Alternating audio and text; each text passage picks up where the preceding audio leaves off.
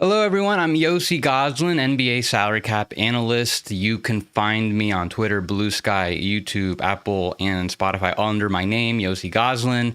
You can subscribe to my newsletter. Sorry. Give me a sec. That was my mistake. You can find me on my newsletter, Third Apron, for more salary cap analysis, and you can see all my salary cap information on capsheets.com. Sorry for the echo there. Just a quick little programming thing. I don't have it shown on any of the overlays now, but I'm now going to distinguish when I'm doing a podcast, now that I've been doing this for a couple weeks, like a little over a month now, and when I'm doing a more salary cap centric analysis stream. Those will still be coming back, probably as just we get a little closer to the off season. So this will just be it'll be titled as a podcast. You can see it in its own playlist, and then when I do my own type streams, when I do like breakdowns, those will be called a salary cast. So just a little thing, there's going to be a difference now between the two types of programming I'm doing. But today we're going to be discussing one of the best stories, developments of the season. Joining me to discuss, one of the best guys covering the Pistons. He is he's on the Pistons Pulse podcast. You know him as Motor City Hoops, probably. Bryce Simon. So Bryce, let's just start bigger picture. I'll throw it off to you.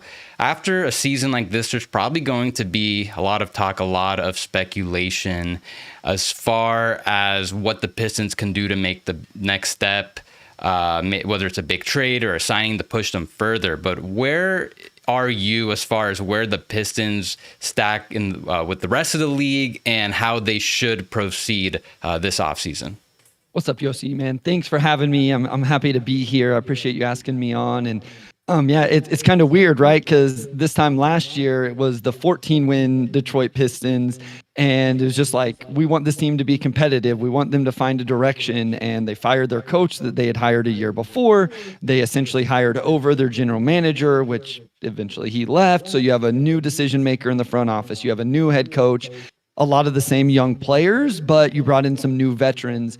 And now all of a sudden we're coming off a 6-game series against the Knicks where I don't know how everybody else felt, but it felt like it was an impressive performance, even though they lost in 6 and lost all 3 games at home. So that is the big question. Do you continue to organically grow this thing with the young talent? Do you go out and cash in some chips right now and try to make sure you make the next step and don't take a step back next season? So it's a really interesting one to dive into. I haven't fully got into the off season because I was trying to appreciate a regular season that was fun to watch and break down, in a playoff series that was fun to break down.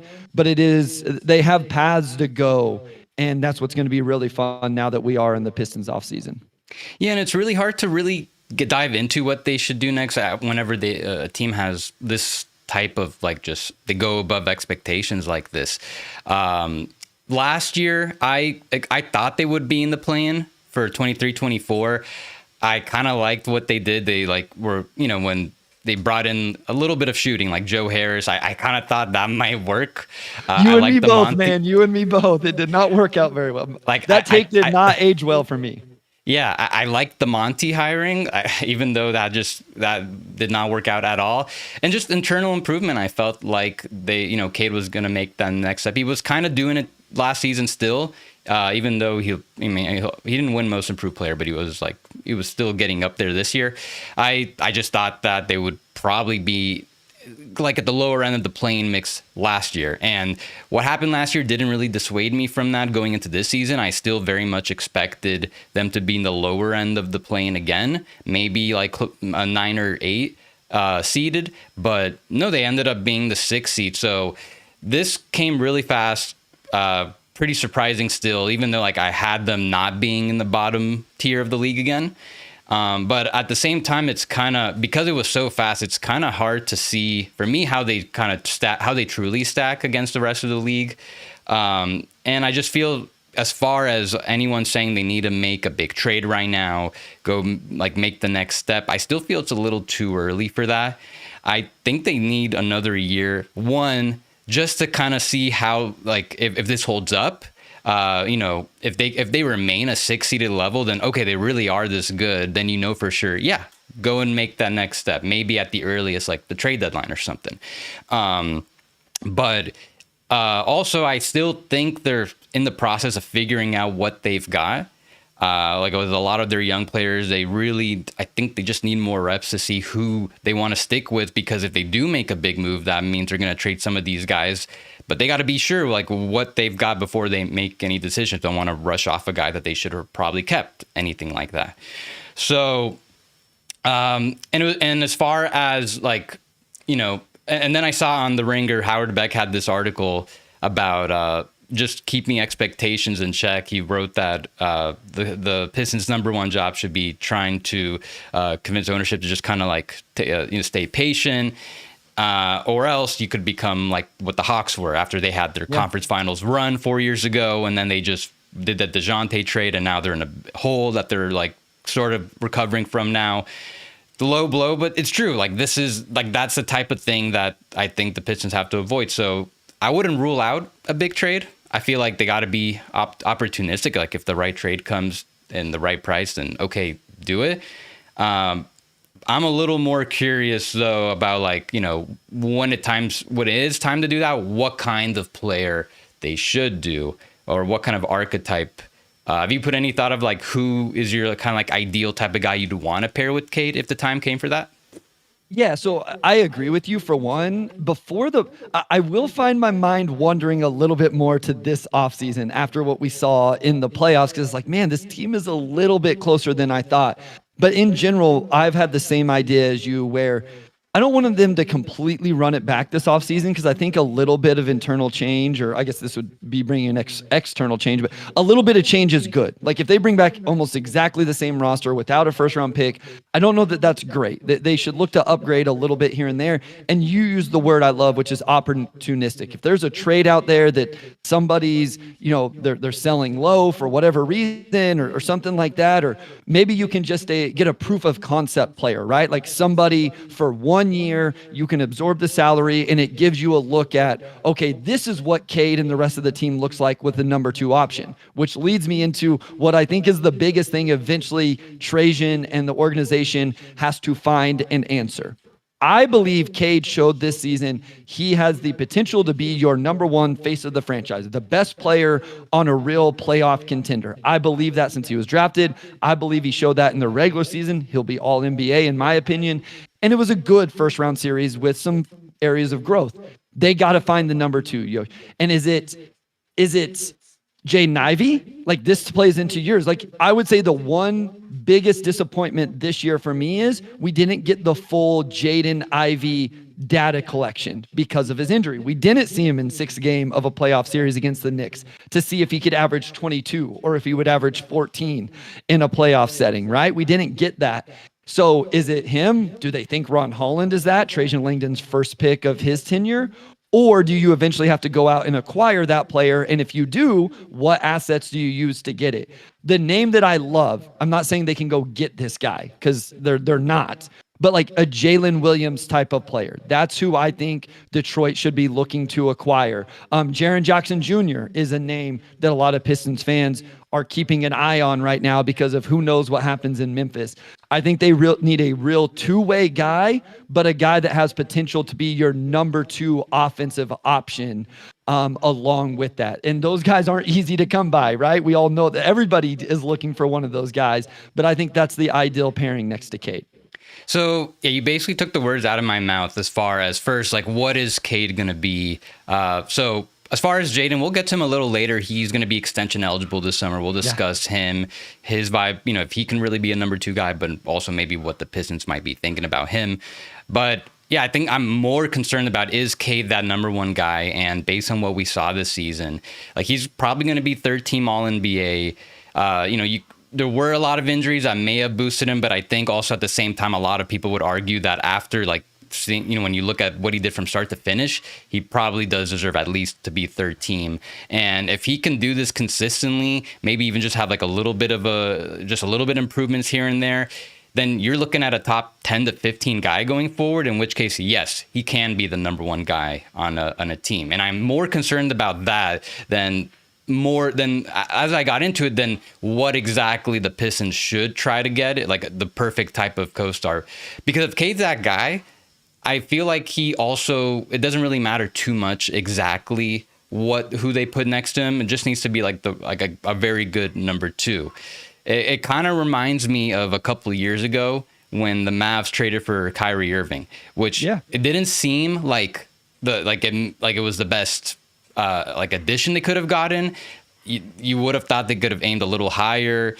It kind of came out of nowhere, but it worked really well. And the biggest thing is because Luka's that good, he could make it work with so many different types of players. Not trying to make a one-to-one comparison with Cade and Luka. Like I don't know if Cade will ever be that good, but they're kind of similar in the sense that I feel like he can probably be paired with a lot of different guys. So I guess it just kind of comes down to playing out the year, knowing what you got, and then you could really see what's out there and just target what that would be, that type of player. But yeah, as long as the Cade's the number one guy, that really alleviates the pressure as far as who that number two, what exactly they have to bring in to be his guy. So who were some of the names you mentioned? I heard Jaren. I think he has a couple others. Yeah, one, I agree with that a lot. I was thinking about this. I don't know if we'll talk about Asar Thompson or not, but he kind of comes into this equation in terms of what Cade is an all-around player, as long as he is at the level. And I agree with you. Improvement is warranted. He did not shoot well from three in the playoffs, and he had turnover issues all year long, including in the playoffs. But his well-rounded game offensively and the fact that he's at least neutral defensively allows you to have some versatility in who you add, as long as the number two option is actually a number two option. I know another name that Pistons fans will probably want to kick the tires on is Jonathan Kuminga. My issue is I'm not sure Jonathan Kuminga is a number two option, right?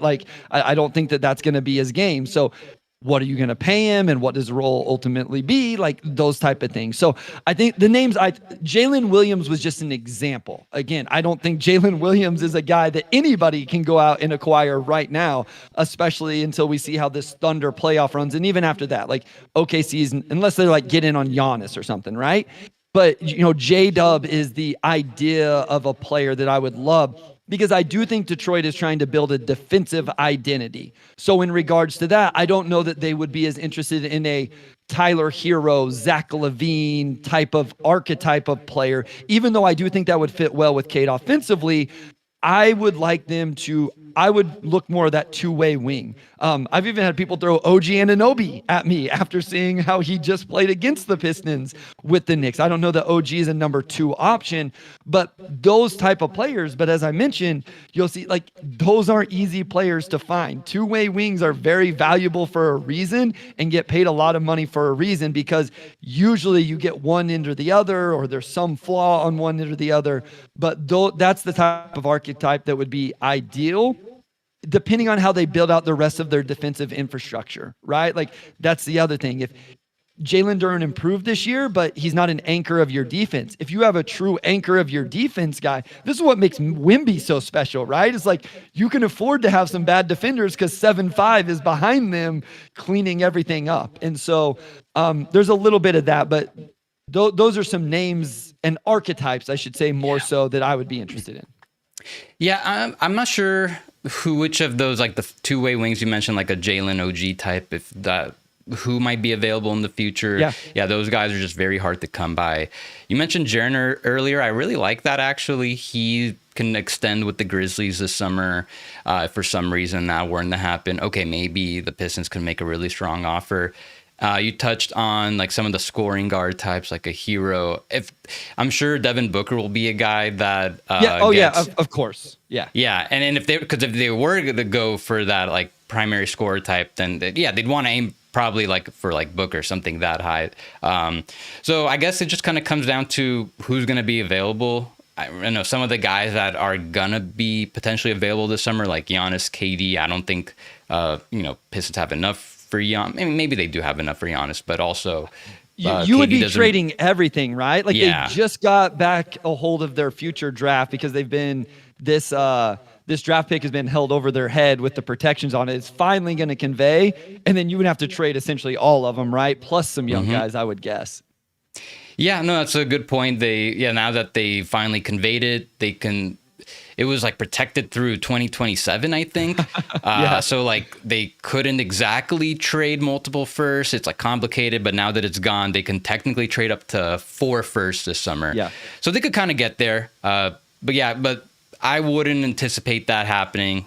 Katie doesn't fit the timeline, I think. So, but either way, I think they're in a good spot right now.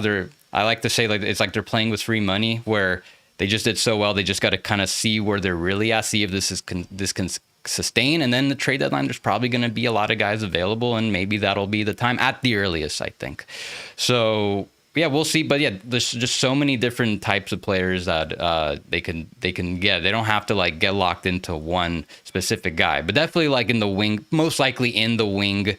Like whether it's like a smaller wing to biggish wing, like definitely in the wing territory, I would agree. That's probably where they want to pursue. But like there's different types they can get. They don't have to lock themselves into one different type. You listed like pretty much all the different types they could get.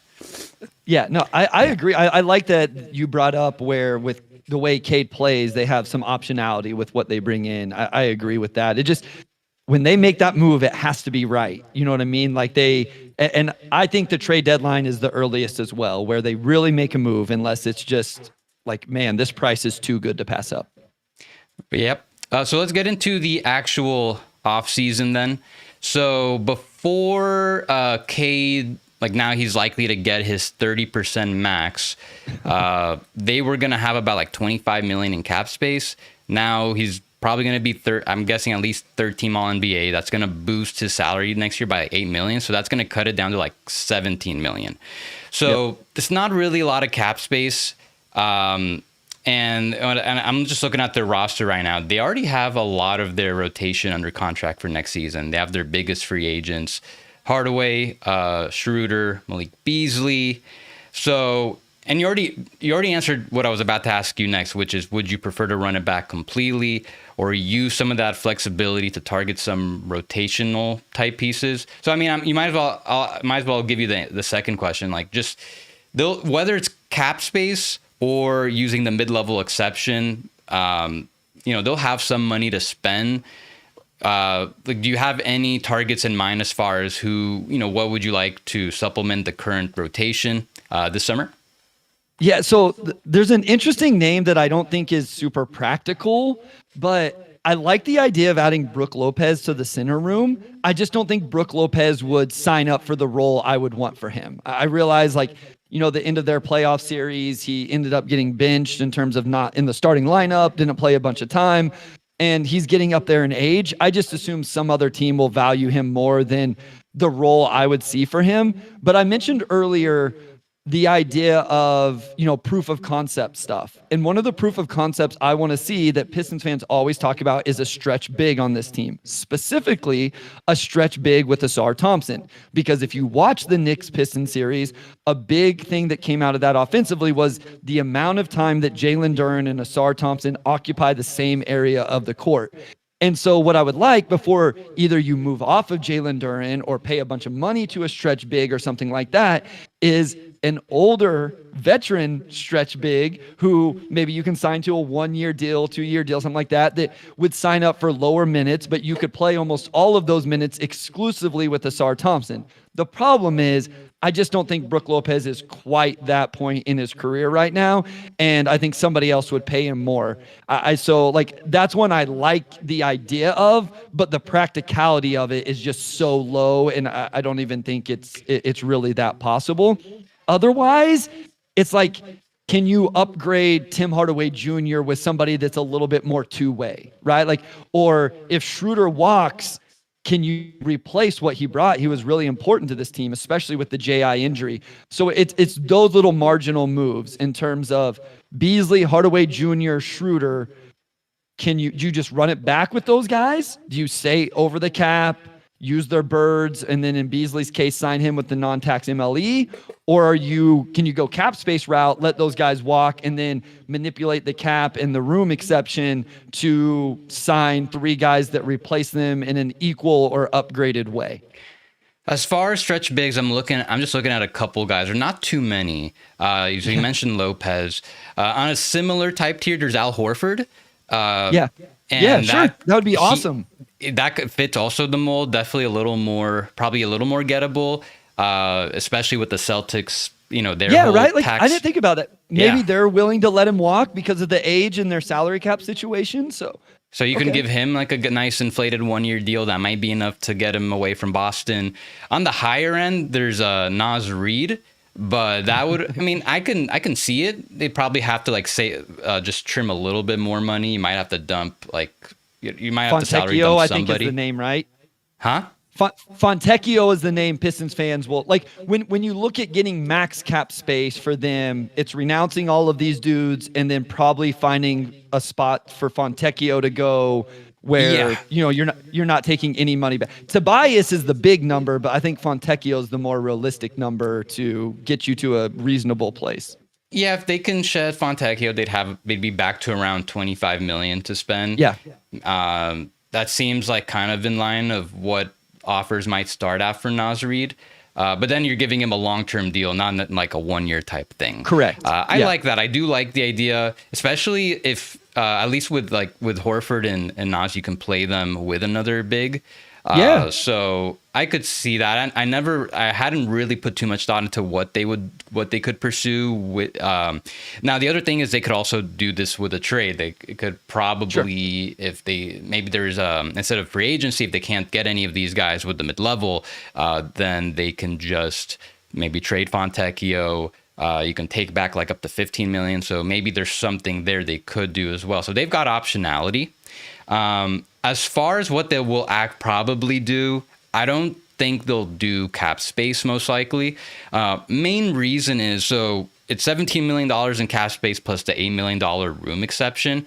However, to actually access all that, they would have to renounce all their free agents. So it means they're probably not going to bring back Beasley, Schroeder, probably Hardaway also. You'd only be able to bring those guys back on the minimum at that point or with the room mid-level. So I would probably guess that they'll want the optionality to keep their bird rights and be able to either resign him or sign and trade them for someone else. Because then they have the $14 million mid-level exception as well. That's only $3 million less in the room mid-level.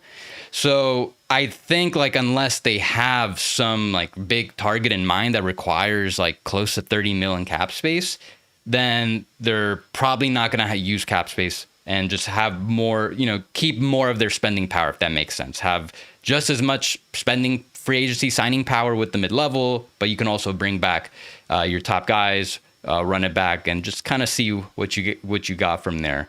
As far as I'm kind of with you. I guess Hardaway, he's probably the least prioritized guy. How do you feel about bringing back Schroeder and Beasley? Yeah, I mean, Beasley struggled a little bit in the playoffs. That has soured just a little bit. But if you ask me at the regular season, I would say he's probably priority one. And he had an historic 3-point shooting season. I wonder what the number ends up being for Beasley, though, right? He gave effort defensively. The vibes were good, but for the most part, he's a floor spacer, right? And so how is the NBA going to prioritize that as a whole? What can you bring him back at? And again, can you get 80% of his shooting or 75% of his shooting and find somebody else that's going to give you more on the defensive end, right? So that would be interesting to me if you could. Schroeder is also fascinating because was he required because Jaden Ivey was hurt, or is there still a role for him even when Jaden Ivey comes back, right? Because a lot of people, including myself, want to see J.I. run the second unit at times. But Schroeder being there to do that was really impactful for this team. I also will want to quickly mention, or Pistons fans will hate me, Miles Turner has been a name going back months now, an unrestricted free agent for the Pacers. He fits the mold perfectly of what we're talking about. A couple wing names that interest me as I just look through the list. Nickeil Alexander-Walker, another Timberwolves player, unrestricted free agent. I love Na and his game. I think he would be interesting. And then Jake LaRavia, who did not get his fifth-year rookie option picked up by the Grizzlies, got traded to the Kings, is now an unrestricted free agent himself. Those are a couple wings that can do things on both ends of the floor that would interest me in terms of if you want more of those two-way type of players to add to the roster and take a Tim Hardaway Jr. role or potentially a Malik Beasley role. Those are two names that stand out to me a little bit more off the ball, true wingy type of players. I'm with you there, and I think they should be able to get one of those type of guys to replace Hardaway. I think that'd be much better. Some other names in the chat I see, like Santi Aldama, but he's restricted, so he'll probably stay with Memphis. Dorian Finney-Smith. I mean, the Lakers will have an advantage towards re-signing him. They'll probably give him a little more than mid-level if I had to guess, but that's just another guy. Yeah, I think that he would be great.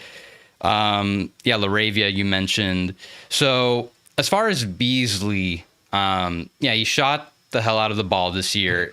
If another team makes like a really big offer, like, a little like around mid-level and more long years, it wouldn't surprise me if the Pistons just let him go at that point. Because I was looking at his number. He hadn't shot the ball that well at that volume in 5 years. So, and then we saw what happened. He just couldn't really hold up in the playoffs. So, I mean, he definitely deserves somewhat of a raise. He's after going from the minimum last year to, room mid-level, like tax mid-level-ish, $5-6 million, whatever he made this year. $6 million, yeah. I just wouldn't count on him, like, doing this exact level of shooting on a year-by-year basis. So, that's just whatever they do with him, with Schroeder. Just to me, it's just all about getting them back on good contracts. Yeah. Schroeder, I guess he'll just kind of make around the same. So I don't have no problem bringing him back. And then I know you don't want to completely run it back, but I'm okay with it if it needs to be. I think the Pistons, the thing about them, from what I observed last offseason, they were very patient with their cap space. They had among the most cap space, and the biggest thing they did was sign Tobias Harris, and they could have done a lot more, and they didn't really do that much. They only did one salary dump, which was bringing in Hardaway with 3 second-round picks. So it seems like, they had their set prices in mind as far as what it would take for them to use cap space for a salary dump. Maybe they could, maybe they would do that again. But for the most part, I think they'll just kind of be patient again. If they don't get exactly what they want in a trade, or they don't get the exact type of player that they'd want, I feel like they'll just, for the most part, run it back, keep their flexibility into the season. Biggest thing, though, just whoever they bring back, just make sure it's like a good contract that could be moved later, because if it is time to do that trade, these are probably the types of guys that are going to be included for the salary matching purposes. Yeah, that's true. That's a good point. With all of these guys, we're talking like the 8 to 12, potentially, like you said, the full non-tax MLE for Beasley. I wonder if it's actually going to take that after what happened in the playoffs, but you can stack those contracts together now. Sometimes teams don't have those contracts, and it becomes an issue that they don't have a $12 million contract to add to a trade. They either have $60 million contracts or minimums or something like that. So Detroit having multiple of those maybe makes that potential bigger move we've discussed at next year's deadline even more of a possibility, and the ability to do so. And the thing people will always bring up is just the internal growth, right? I've mentioned Jaden Ivey multiple times now. Ron Holland will come back for year 2. Asar actually gets an offseason. For people who don't remember, he didn't finish his rookie season because of blood clots, missed what I don't know exactly what he was able to do in the offseason, but he didn't start this regular season playing. So I assume he wasn't full go all offseason working on his game the way he would want. And so there is real potential internal growth from these young guys for varying reasons. J.I. is back working out, so I do think he'll have a full offseason for his growth coming off the broken leg. And so you can say, let's just prioritize this for another 50 games until the deadline, and then see what we have after that and make decisions a little bit more big picture. Smart contracts, as you mentioned, I think is the key this offseason for Trajan. Yeah, I'm looking at their cap sheet right now. Not too much in the form of tradable salaries that they can use to like consolidate, because you have, Cade at the max. He's not going anywhere.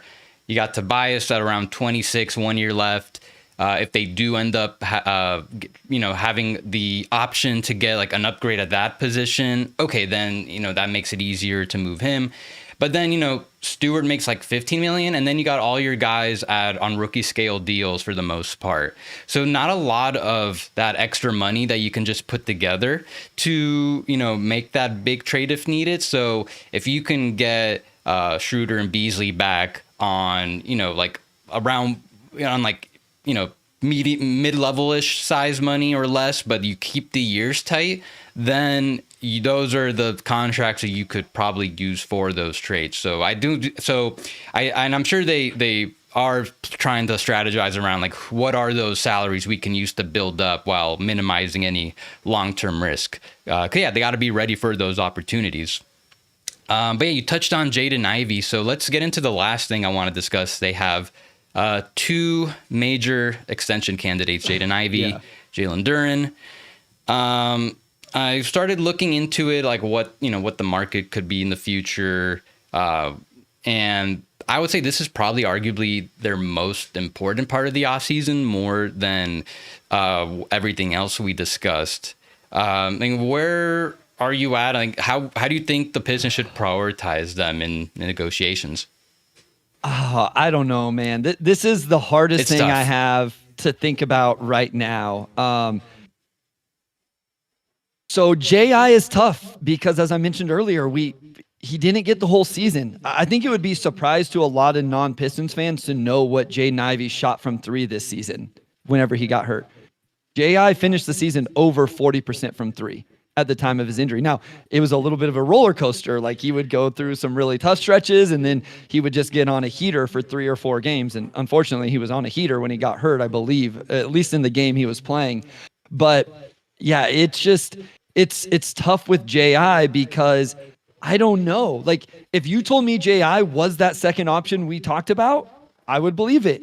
If you told me J.I. needed to be the sixth man because he wasn't quite that, and then it didn't make sense in the starting lineup, I could see that path as well. And like, the difference between the contracts for those guys being good contracts is quite significant, right? I mean, if you think he's going to go be the number 2 option, then you can give him the Jalen Suggs, Jalen Green type numbers. But if you think he's going to end up being the sixth man, those are going to look really bad in 1 or 2 years. And so I really struggle with, is there a middle point there that they can hit on? Is there a creative way to do the contract? Like, I know Jalen Green's is shorter, right? So a lot of people felt like, again, that's set up to be tradable.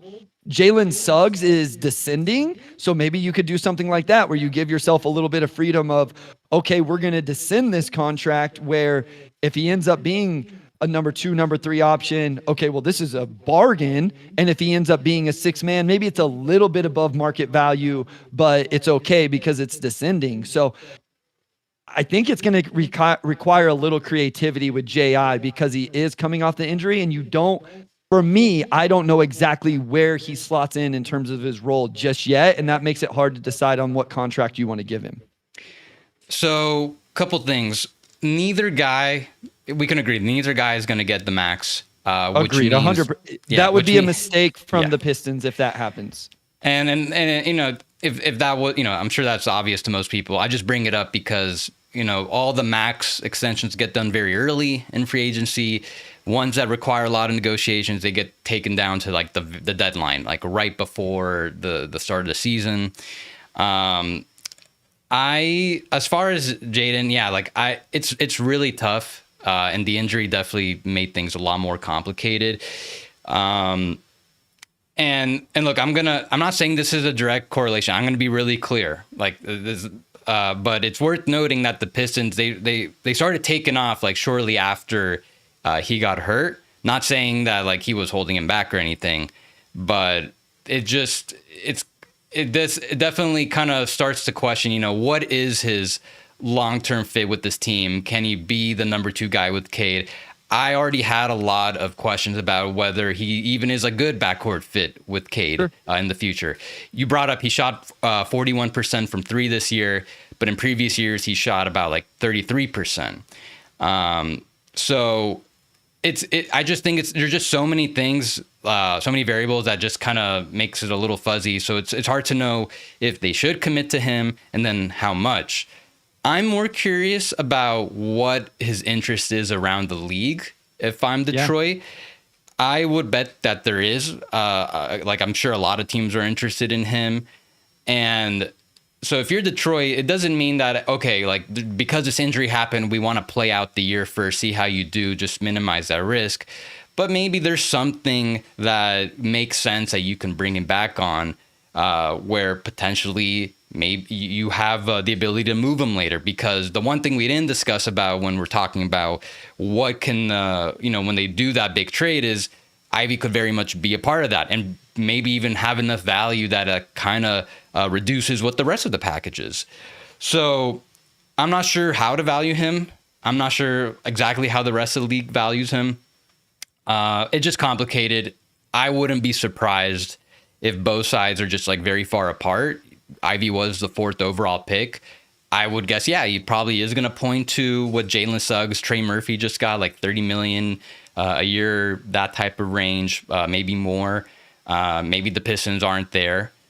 And, how they go about these two extensions, that's kind of like their remaining flexibility. Then, they're going to be, if they extend both guys, plus they fill up the rest of the roster, they're going to be like pretty much pushing up against attack. So you got to be ready to commit. I wouldn't be surprised if ultimately both sides don't extend. Yeah, it's just a really tough one because of, again, I know we keep saying it, but the injury, like I just didn't get enough. He only played 30 games, and I did look it up. Like he was truly on a 3-point heater whenever he got hot over his last 5 games right before the injury. And so that maybe boosts the 3-point percentage, right? Like usually after a heater, we see J.I. go through a little bit of a down stretch. And so it may be a little bit, he was shooting it better in general. I don't want to take too much away from him, but yeah, I don't know. I'm not as much of a cap and contract person with the NBA to know what sort of creativity they could put into the contract to make sure it's tradable the way you said, where maybe he is the enticing actual player in a deal at the deadline, but that only happens if he's on a good contract. We still, it's like Bradley Beal's the one I always like to bring up with this. It's not like Bradley Beal was an awful NBA basketball player this year. His contract is just way too high for the production he's giving, and that completely tanks your value whenever that happens. And so with J.I., if you can keep it in a reasonable range and he comes out and he's a good player, but not maybe what you want, all of a sudden that becomes a really good asset. Because I've also wondered, like, does he settle into a 6-man role? Like, would he even be willing to accept that? Like, could you go to J.I. and say, hey, we'll pay you as one of the top 6 men in the NBA, but we need you to take this role? Would he be willing to do it? I don't know. J.I. seems like a great dude. Maybe he would. I just don't know how often that happens with a number 5 overall pick to end up as the 6th man on the team that drafted them. Yeah, no, that's all a good point. So I wouldn't be surprised if, I'm not saying we'll hear like rumors about him, but like just given how much they progressed without him, maybe there's some discussions as what else, what could be out there. If there's any teams that could maybe have him, they could use him a little more. So we'll see. I think once we get closer, we'll start to get a little more clarity on what can happen there. I do think it's as far as Jalen Duren, definitely a lot simpler situation. I like him.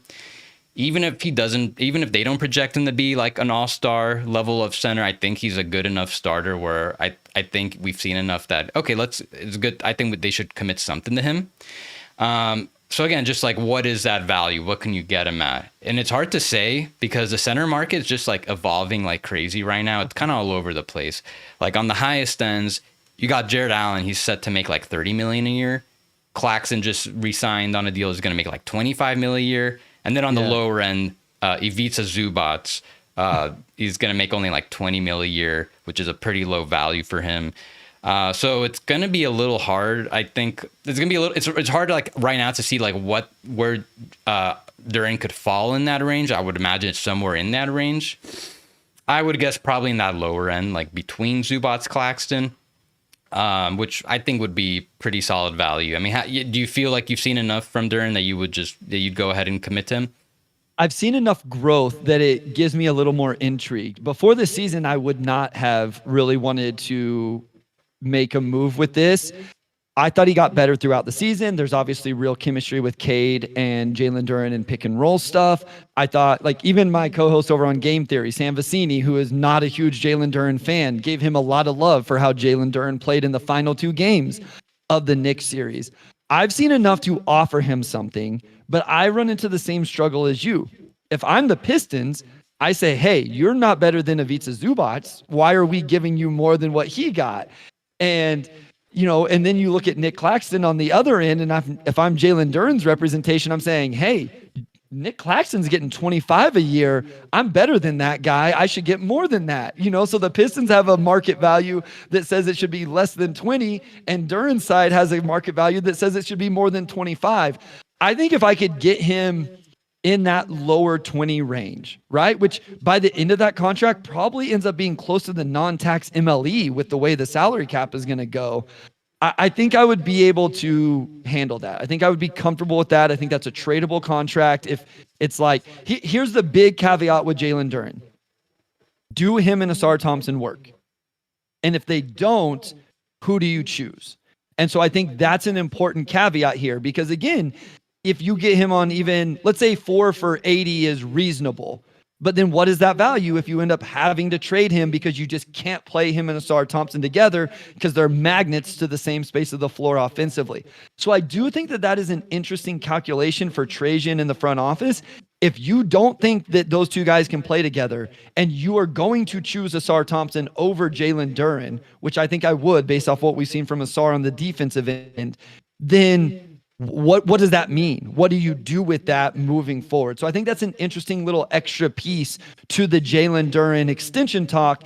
Even though just him as a singular player in a vacuum, I think I agree with you in terms of who he is and maybe what his value is.